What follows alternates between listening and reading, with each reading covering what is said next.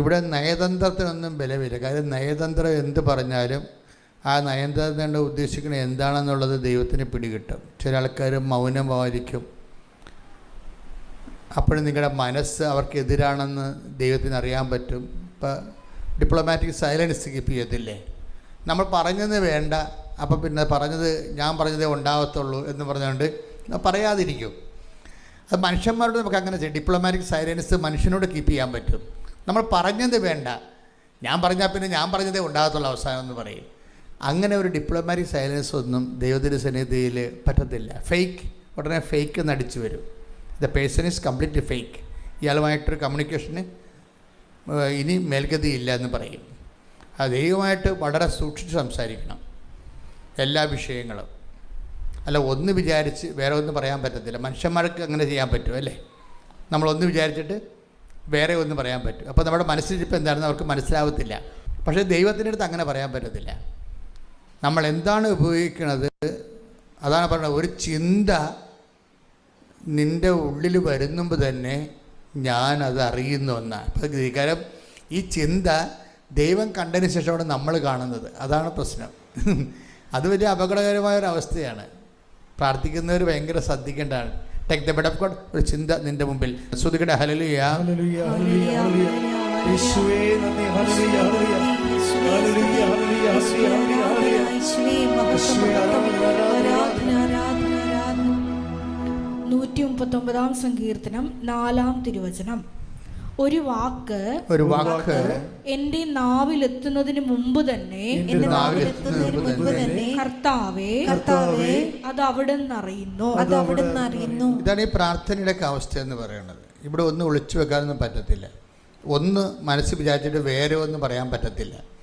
നിങ്ങൾ എന്താ മനസ്സിൽ വിചാരിച്ചതെന്ന് ആദ്യം ദൈവത്തെ നമ്മൾ അടിച്ചു വരും. ഈ സാധനം നിങ്ങൾ പറയണത് അടിച്ച് മനസ്സിൽ ഇരിക്കണത് തമ്മിൽ രണ്ടും രണ്ടാണെങ്കിൽ നിങ്ങളെ ഫേക്ക് എന്ന് പറയും, കാപട്യം എന്ന് പറയും. അതെപ്പോഴും നമ്മൾ വളരെ ശ്രദ്ധിക്കണം. കാര്യം പക്ഷേ ഒരു കാര്യമുണ്ട്, എല്ലാവരും പിടിക്കപ്പെടുന്ന കാര്യം കാപട്യം ഉള്ളവർക്ക് ഇങ്ങനെ പറ്റത്തുള്ളൂ. അതാണ് പ്രശ്നം. ബേസിക്കായിട്ട് കാപട്യമുള്ള ആൾക്കാരുണ്ടാവില്ല. എല്ലാ കാര്യവും മതിൽ ഗേറ്റ് തുറന്നു കിടന്നാലും മതിൽ ചാടി വരുന്ന ആൾക്കാരില്ലേ, അവരങ്ങനെയാണ് പഠിച്ചിരിക്കണത്. ഇങ്ങനെ തുടരണമെങ്കിൽ ഇങ്ങനെയൊക്കെ വരത്തുള്ളൂ. ഒരു കാര്യം നേരെ ചൊവ്വേ പറയണത്. എൻ്റെ സ്വഭാവം നേരെ ചൊവ്വേ പറയും. ഇഷ്ടപ്പെട്ടാലും ഇഷ്ടപ്പെട്ടില്ലെങ്കിലും നേരെ ചൊവ്വേ പറയും. ചില ആൾക്കാർ പറഞ്ഞില്ലെന്ന് വരുത്തും, പറഞ്ഞെന്നും വരുത്തും, കറങ്ങിത്തിരിഞ്ഞ് ഒടിഞ്ഞ് മടങ്ങിയൊക്കെ വരുമ്പോൾ തന്നെ നമുക്ക് പണിപിടി കിട്ടും. അപ്പോൾ എപ്പോഴും ശ്രദ്ധിക്കേണ്ടത് ദൈവമായിട്ടുള്ള, അതായത് ഡീൽ ഓർ നോട്ട് ഡീൽ പോലെയാണ്. അതാണ് വിഷയം. നമുക്ക് രണ്ട് ഒരു അംബിഗസ് ഉത്തരങ്ങളില്ല. അതുകൊണ്ട് തന്നെ എല്ലാ ഡീലിങ്സും സത്യസന്ധമാകാൻ വേണ്ടി നോക്കണം. പ്രാർത്ഥിക്കുക. കർത്താവായ ദൈവമേ, അങ്ങയോടുള്ള എല്ലാ വിനിമയങ്ങളും സത്യസന്ധമാകാനും ആ സത്യം എനിക്ക് കേടായി ഭവിച്ചാലും അങ്ങയുടെ സ്നേഹത്തെ വിശ്വസിച്ചുകൊണ്ട് സത്യത്തിൽ തന്നെ സാക്ഷിയായി ജീവിക്കുവാൻ എന്നെ സഹായിക്കണം.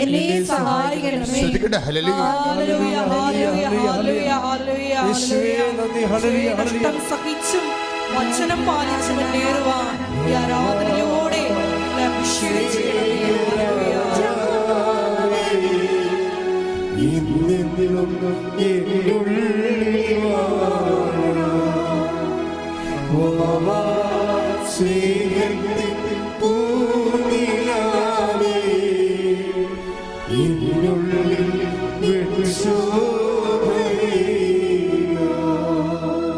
പരിശുദ്ധ പരമദിവ്യകാരുണ്യത്തിന് ആരാധനയും സ്തുതിയും പുകഴ്ചയും ഉണ്ടായിരിക്കട്ടെ. പരിശുദ്ധ പരമദിവ്യകാരുണ്യത്തിന് ആരാധനയും സ്തുതിയും പുകഴ്ചയും ഉണ്ടായിരിക്കട്ടെ.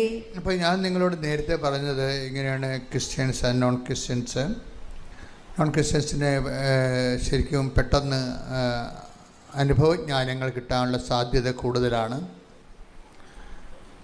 ക്രിസ്ത്യൻസിനെ സംബന്ധിച്ചിടത്തോളം ഈ അനുഭവജ്ഞാനങ്ങൾ നേരത്തെ പലതും കിട്ടിയിരിക്കുന്ന കാരണം നിങ്ങളോട് അറിവ് വർദ്ധിക്കാൻ ദൈവം പറയും. അതുകൊണ്ട് നിങ്ങൾ ധ്യാനം മര്യാദയ്ക്ക് കൂടി ഈ വിഷയത്തിൽ നല്ല ബോധ്യങ്ങൾ കിട്ടണം. കാര്യം നമ്മളെ സംബന്ധിച്ചുള്ളത് ദൈവം നോക്കണ കാര്യവും നമ്മൾ നോക്കുന്ന കാര്യവും രണ്ട് എൻഡാണ് ആ പ്രശ്നം.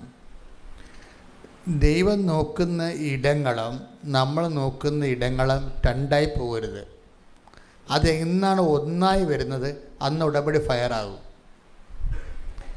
ദൈവം പ്രാധാന്യം കൊടുക്കുന്ന ഇടങ്ങളും നമ്മൾ പ്രാധാന്യം കൊടുക്കുന്ന ഇടങ്ങളും രണ്ടായി പോകരുത്.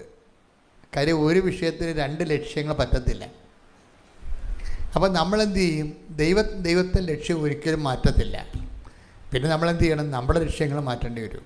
അതായത് എപ്പോഴും ഉടമ്പടി ഫയറാകുന്നതിനുള്ള ഒരു മാർഗം എന്ന് പറയുന്നത്, ഒരു വിഷയത്തിൽ ദൈവത്തിൻ്റെ ലക്ഷ്യവും നമ്മുടെ ലക്ഷ്യവും രണ്ടാകരുത്.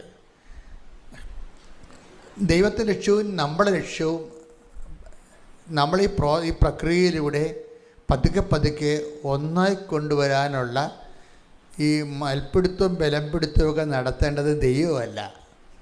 എന്താ കാര്യം? ദൈവത്തിൻ്റെ ലക്ഷ്യം ഒരിക്കലും മാറ്റത്തില്ല ദൈവം. കാര്യം മാറ്റത്തിന് വിധേയമല്ലാത്തത് കൊണ്ട് മാറ്റത്തില്ല. പിന്നെ അപൂർവമല്ലേ മോസസിനെ പോലെയുള്ള ആൾക്കാർ നീ ഈ പറഞ്ഞ കാര്യവും തൽക്കാലത്തേക്ക് ഞാൻ മാറ്റി വെച്ചേക്കണമെന്ന് ദൈവം പറയും. അത് അത്രയും ഇൻവെസ്റ്റ്മെൻറ്റ് മോസസിന് ഉള്ളതാണ്. ജനങ്ങളെല്ലാം ഈ മനുഷ്യനെ ചവിട്ടി കീറി ദൈവത്തിന് വേണ്ടി ആ മനുഷ്യൻ ഒരു പിണമായി മാറിയതൊക്കെ ദൈവം കണ്ണു നിറഞ്ഞ് കണ്ട കാഴ്ചകളാണ്. അതുകൊണ്ടാണ് മോസസിന് ഭയങ്കര ഇൻവെസ്റ്റ്മെൻറ്റാണ്. നമുക്ക് ഇൻവെസ്റ്റ്മെൻ്റ് ഉണ്ടെങ്കിൽ ചിലപ്പോൾ നമ്മളൊരു കാര്യം പറഞ്ഞാൽ ദൈവം അപ്പം തന്നെ അത് ചേഞ്ച് ചെയ്ത് തരും നമുക്ക്. പക്ഷെ അവിടെ ഒരു പ്രോബ്ലം ഇൻവെസ്റ്റ്മെൻറ്റാണ്. കാരണം ദൈവഹിതം ഏറ്റെടുത്ത് നാട്ടുകാരുടെ ചവിട്ട് ഇടിയും മേടിച്ച് വീട്ടുകാരിലെ ഒറ്റപ്പെടുത്തലെ കിട്ടി ഇൻവെസ്റ്റ്മെൻറ്റ് വർദ്ധിപ്പിക്കണം. അതും ഒരു നിക്ഷേപ സാധ്യതയാണ്. ഞാൻ പറഞ്ഞ മനസ്സിലായില്ലേ? ദൈവതിരുസന്നിധിയിൽ നിക്ഷേപമെന്ന് ഈശോ പറയും. ആ വാക്ക് ഈശോ ഉപയോഗിക്കുന്നത് 12:21 തോന്നുന്നത്.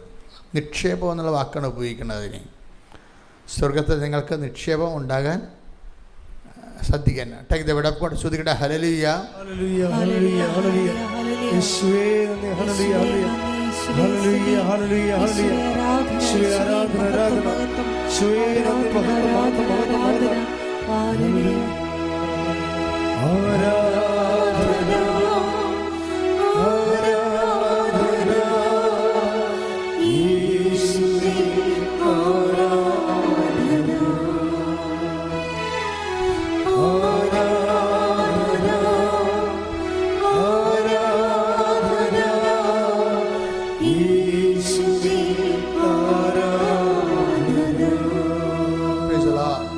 മത്തായി 6:19-20 തിരുവചനങ്ങൾ. മത്തായി 6:19-20. ഭൂമിയിൽ നിക്ഷേപം കരുതി വെക്കരുത്. ഭൂമിയിൽ നിക്ഷേപം കരുതി വെക്കരുത്.